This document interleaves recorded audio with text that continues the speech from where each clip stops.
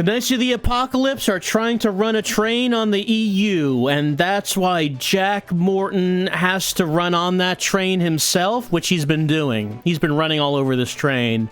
He's run just about all of it in Scenario S of Covert Ops, and we're almost done. We've almost got it. We defused the bombs. Did I go the wrong way? Maybe. I'm not sure. And now we find out that the train itself is the ultimate bomb. Yeah, this is Car 2. This is Car 2. The train itself is the ultimate bomb. We found out that we were played for fools by using their own the terrorist's own system disk. Why would we trust that? It was folly for us to use that disk, but we did. But we had to, because we needed to do it to open all the doors. What else could we do? By the way, how much ammo do I have? Are there ever anything in these boxes?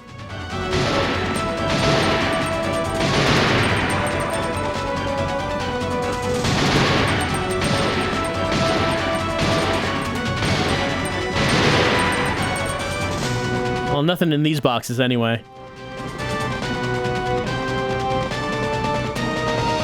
Our life situation is not great, as you know, as you can see.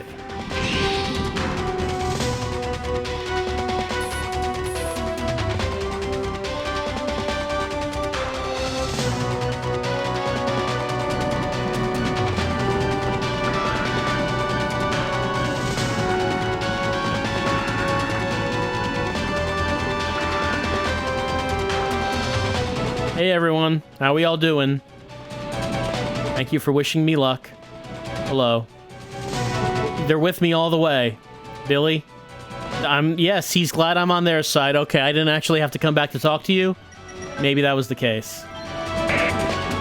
Yeah, the radio's not broken. Also, you're standing right here.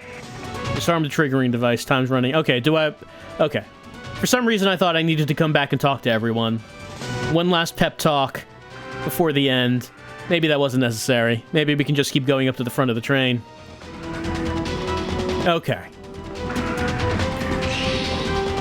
Does Scenario S have any more surprises in store for Jack Morton? There's not much time to make this thing go completely sideways. We're here to unearth the final truth that beating the game once did not give us. Is that truth up here to be found? There.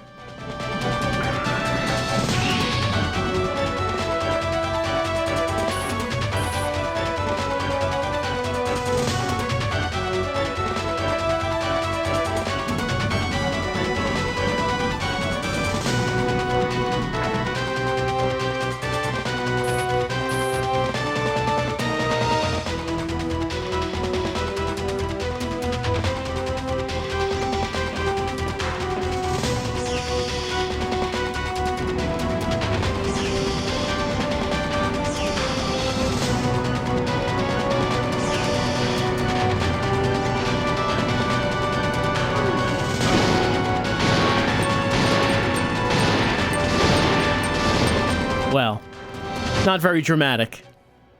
There's one guy standing there.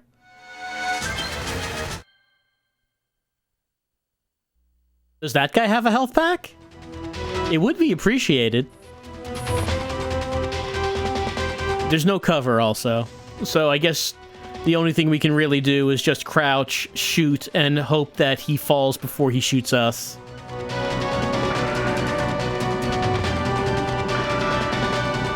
Again, some of these guys, real dedicated to their job. They love their job.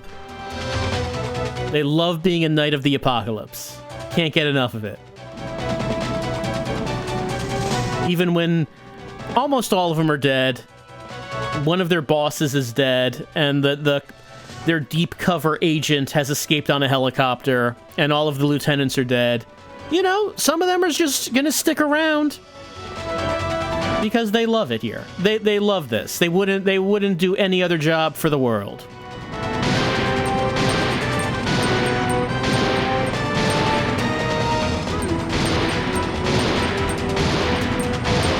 There we go. Oh, okay. All right. All right.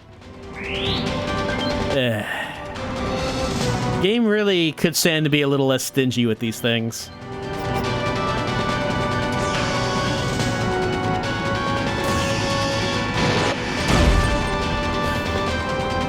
Thought it would be a dude. It was not. It was a robot.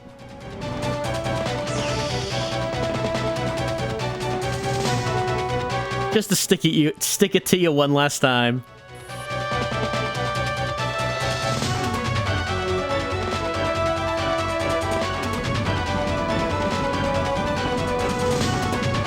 Also, I do like how now that we're at the front of the train, it's taking the time to tell us this controls the air conditioning. If you wondered why the climate control on this train is so nice, here it is. That's the unit that's managing it all. The air conditioner does not get appreciated enough.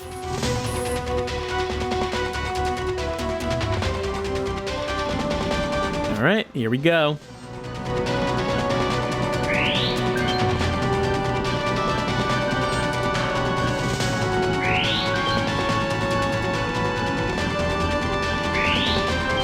Attach this to this.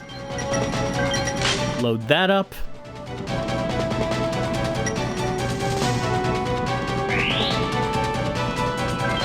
Unbox these.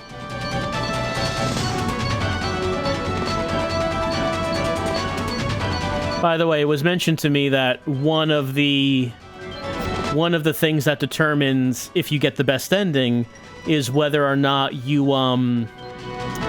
detach the train.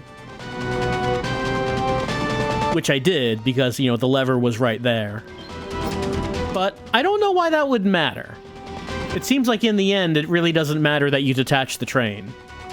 Yet, it turns out this is an important thing for us to do.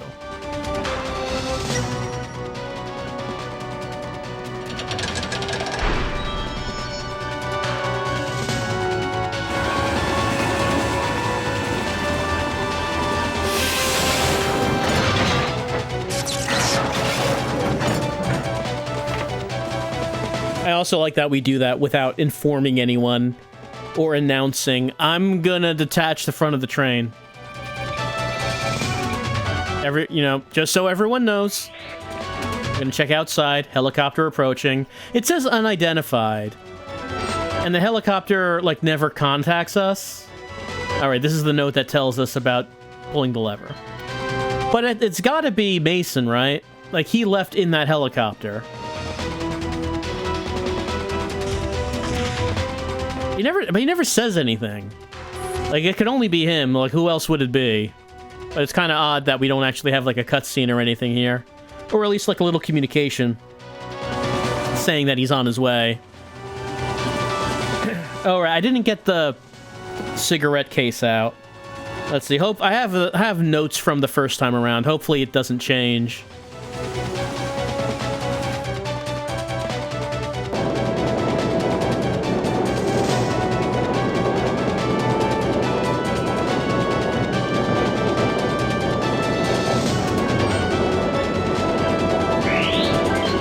There's a grenade on the front of the train. Why wouldn't there be? And of course, Jack Morton knows that this has gotta be where the bomb is. Why? Well, where else could you put it?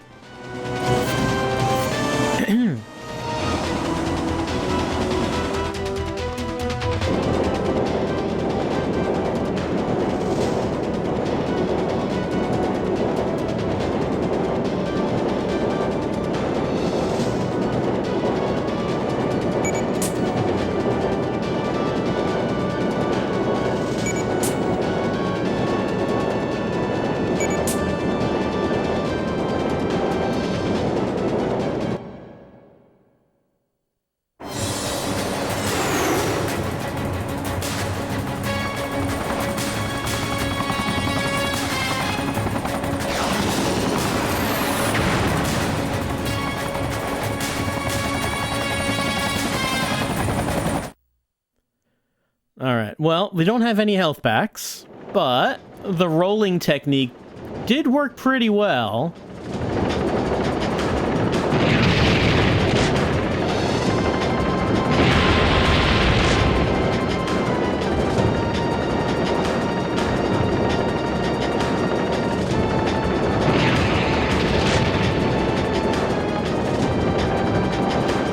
You could just stay facing him, so the reticle is likely to appear.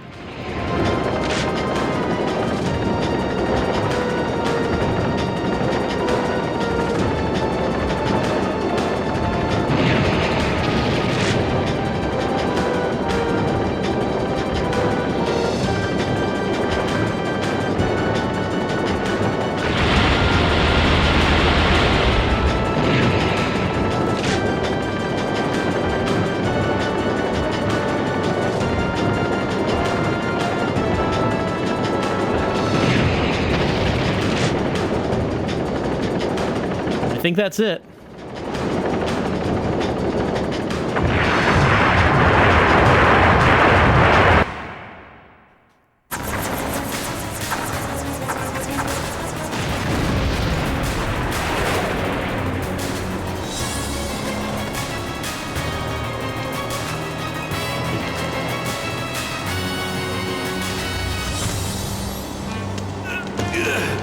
Oh.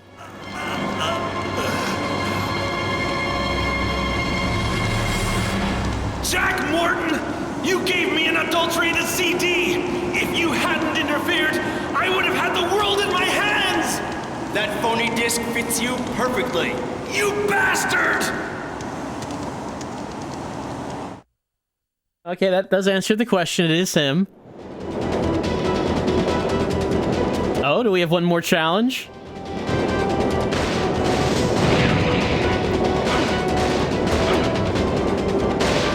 I mean, he has a handgun. How many? He took. Wow. Oh, okay. No, it's only one. It's only one.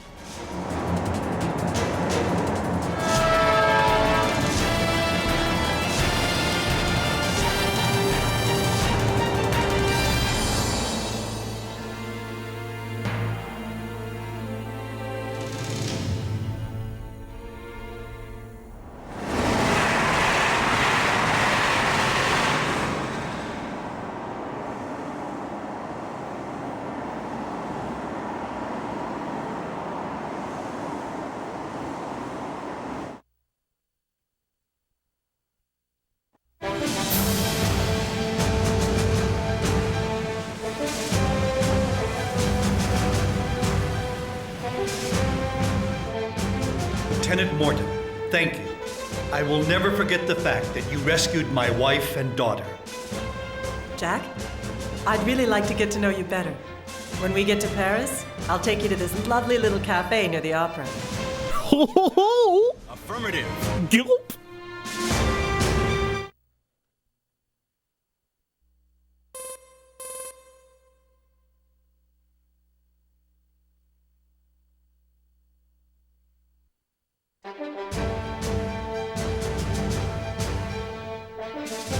Is this part any different?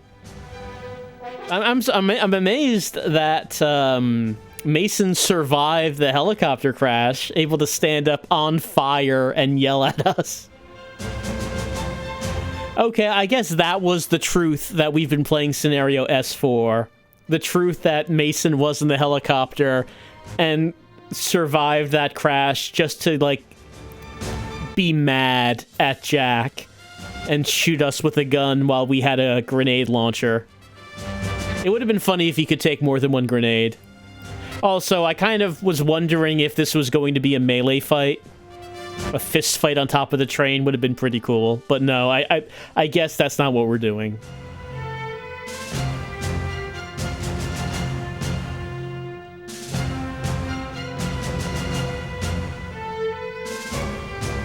And this does not seem to be any different.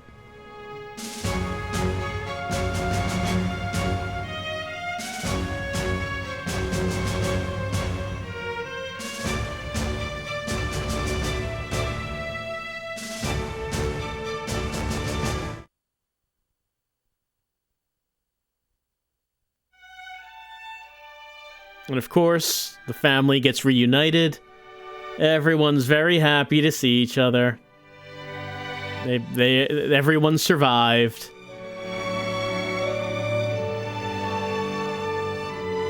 Here's your locket back.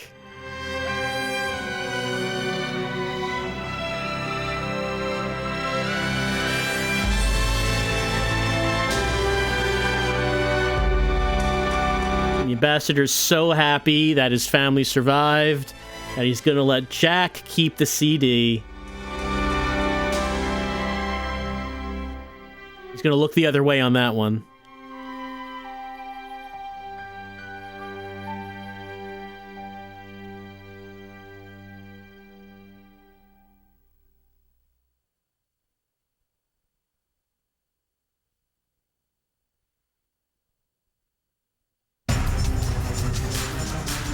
Alright, that's credits. Didn't feel like Scenario S did enough different, I feel.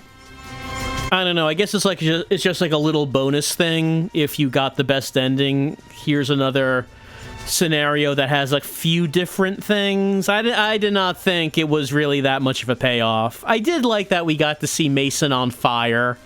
Was that really worth playing the whole game over again? Not really. Not really. I don't know. When I'm thinking of what sort of game had a good enough payoff for playing it a second time, something I would like one thing that comes to mind was Spy Fiction. When you played through as both characters, you got the bonus true ending chapter. I thought that game did it pretty well. This one, it had a surprising moment in that we stopped the train and actually get off at that church, and we have a little church level where Christina is actually playable. But that was very short, not much happened there, and I don't know. There really just wasn't much different. I feel like if they were going to change anything, there should have been more changes. Or if Christina was playable, like they coded Christina as a playable character, then why wasn't there more of that? Like, why wouldn't it just be like, Scenario S is play through the game from Christina's point of view? Like, you know, maybe you remember like in Carrier, when we played through as Jessifer. What was Jessifer doing during the whole game? You know, like if they made her a playable character to begin with. I don't know. I just feel like they really didn't do much here in Scenario S, despite requiring that to be played to see the true ending, which is basically the same as the first ending. It's just that there's a little bit more with Mason yelling at you, which was pretty funny. It was pretty funny. But I didn't hate playing the game again. I enjoyed, like I said, I enjoyed playing the game for the most part. I enjoyed the setting. I liked the idea of the train, like the high-tech train that we're going back and forth on. I thought that was pretty good. I thought that worked well. I felt like the game played well most of the time until you got to a boss fight, where it required, you know, more action. But for the most part, I enjoyed playing it. Even though there wasn't much really character going on with our characters, or interesting dialogue, or one-liners, or, you know. Like, I can't really remember much of anything that anyone said in this game. Nothing's really sticking with me. Alright, this time it was 333, 25 saves, 113 people killed. 13 people more than the first time round. And that was our path. I guess the different endings get you different paths. It looks like there are different locations that the train could end up, I guess.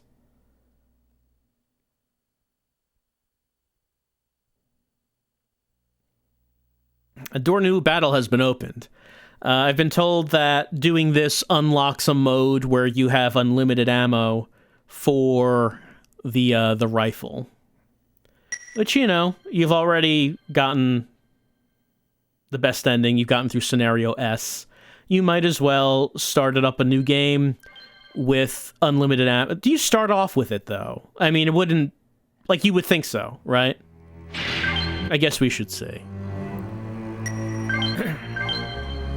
Like, it would be weird if you just got it at the same point you do in the normal game. Right, that's right. We're on disc 2. I need to put in disc 1. Give me a moment.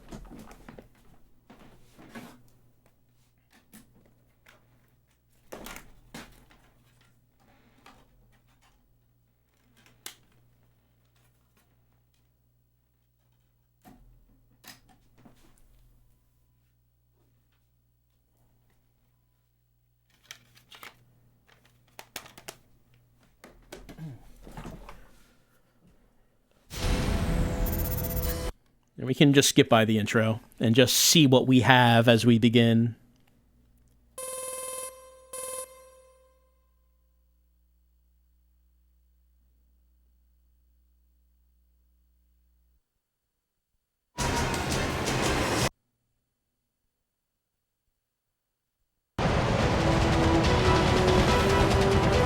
Oh, he's got guns akimbo now.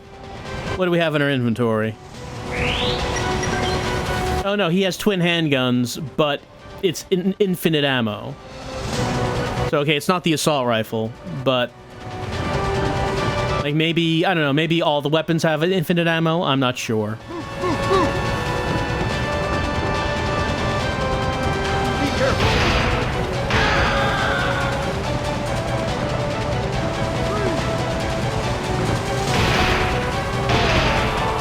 Jack Morton does not care about conserving ammo this time.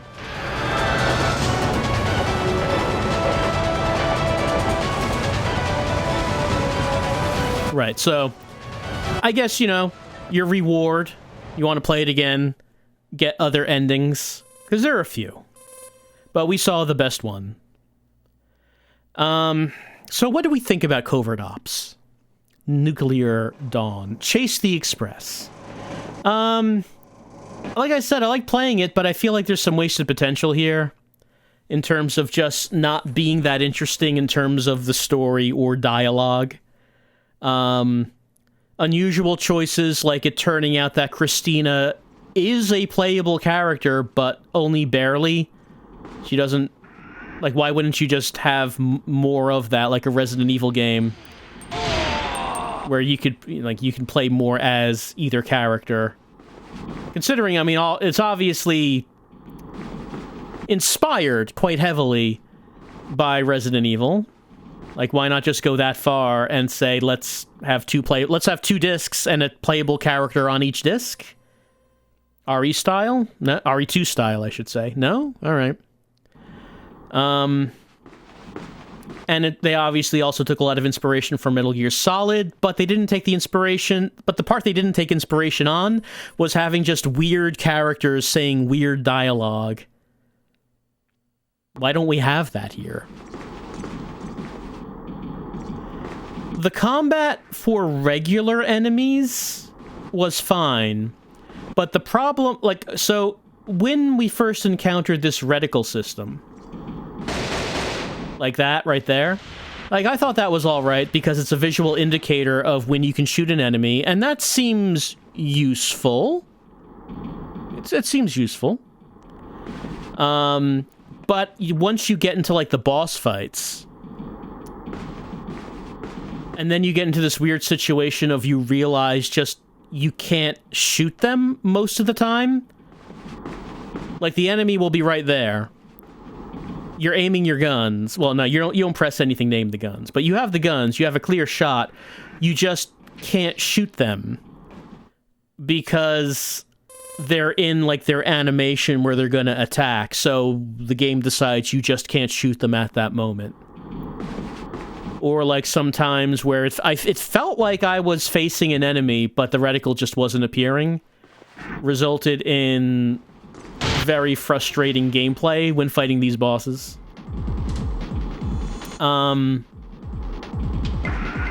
Like, you know, eventually you get used to it and you figure out what the thing is you really are supposed to be doing. Like, when I figured out that you're really supposed to just use the roll extensively in the last boss fight and just always face the helicopter, that became a lot easier. But, just figuring out exactly how it wanted you to maneuver around for these fights was pretty frustrating. Especially considering how limited the controls feel. Like, it just doesn't feel like it's really up to the task. I also feel like there's some wasted potential in the train environment. Like, we spend all this time exploring this train, going up and down the train, learning all about the train, learning unimportant information about the train, such as what the train is for, learning about the engine of the train, learning about the history of the train, the itinerary of the train. We learn all about this train. Doesn't it... It feels obvious to me that the end game should have been, once we get up to the front of the train, we actually drive the train. Like, instead of going outside to fight a helicopter outside the train, shouldn't the end game have been a mini-game where now you are controlling the train? I feel like when we get up to the front of the train and we see that control panel, that's where that's going. It does not. That is not where it's going.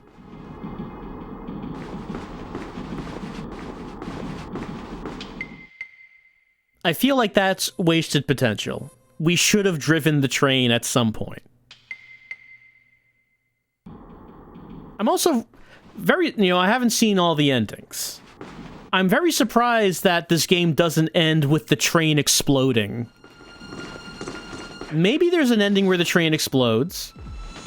But I'm a bit surprised that that just doesn't happen in the best ending.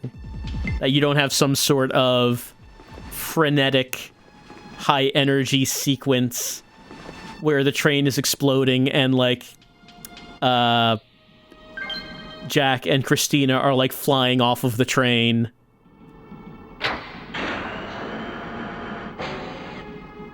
Like, you remember, like, that little prop plane that we used to get back onto the train? We should have landed it on the roof of the train and, like, stored it, like, strapped it down to the roof.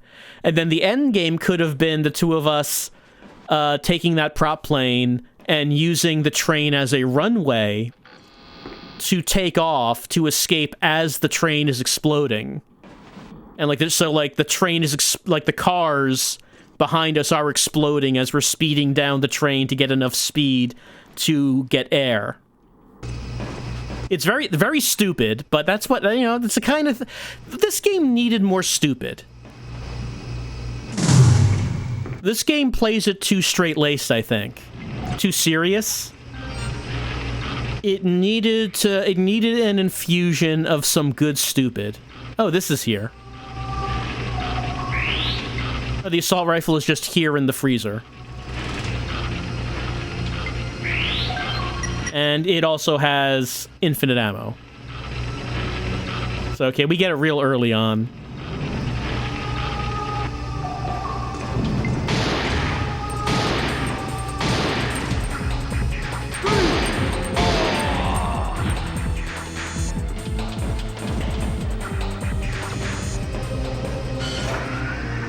Yeah, like I said, overall, I do like how the game plays when we're not in a boss fight. I do like the exploration of the train. I think the train is a cool setting. I think it's a cool, fun setting. I like when we get out on the roof of the train and the environment is changing as we go, matching the country that we're in. I think that's pretty cool. Maybe there could have been more stops along the way. The train stops and we get out and do something, and then we have to get back on the train in time. Yeah. I'm thinking about... I feel like there is a good framework here, but they just don't... They just don't live up to it. They don't do what they could have done here. Well, I guess that's Covert Ops, Nuclear Dawn, Chase the Express, PlayStation 1, survival horror game, but is not horror. Survival military action? I guess. And, you know, calling it survival horror, not off the mark. It's not horror, but you certainly do have to deal with resource management. Game real stingy, about that health. And for ammo up until like 2/3 in the game. Like, I feel like it's more so than Resident Evil is. I enjoyed playing it for the most part, but in the end, Covert Ops, Nuclear Dawn is a land of contrasts. And while there are parts that I like, there are other parts that you might call a mixed bag. But fans of the genre should check out Covert Ops, Nuclear Dawn on the PlayStation 1. What genre is it? Hold on. What does the box say? The box says action-adventure goes high speed. This is the action-adventure genre. It also says search, solve, and destroy. Maybe we could call it the search, solve, and destroy genre. Maybe we could call it that. But I feel that probably...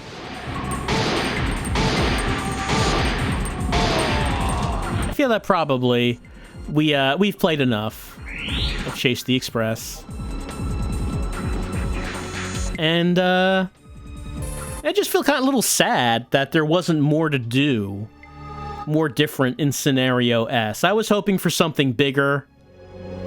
The idea that you unlock this new scenario after getting the best ending, saying you need to reveal the whole truth. Ooh, what does that mean? In the end, it does not mean much. Of course, there was never a sequel to this, so none of these characters ever come back. Not that that's really that big of a loss, since our characters are not really much in the way of characters to begin with.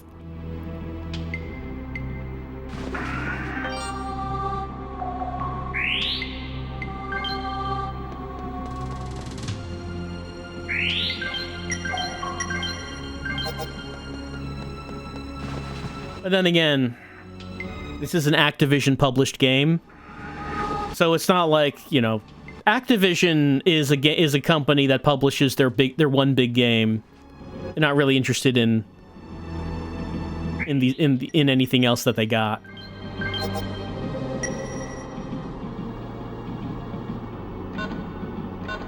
I'm not expecting there to be a Covert Ops revival coming from them. Hey, you!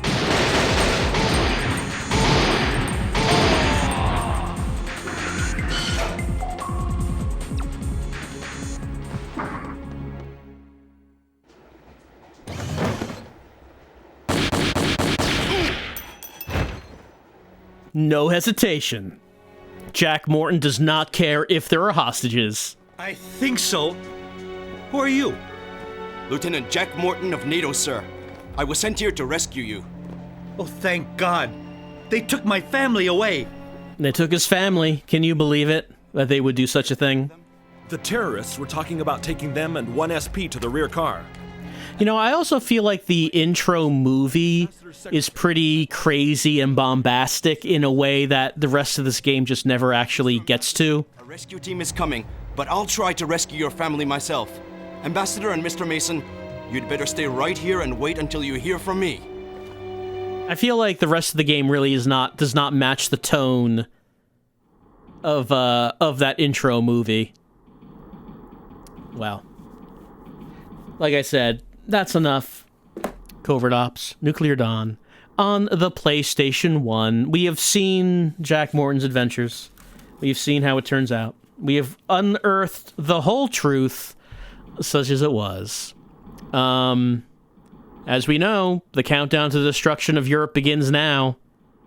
Fortunately, that destruction was averted through mastery of the train, the express, which we were chasing. That's it. Playthrough over. I'm bad at endings.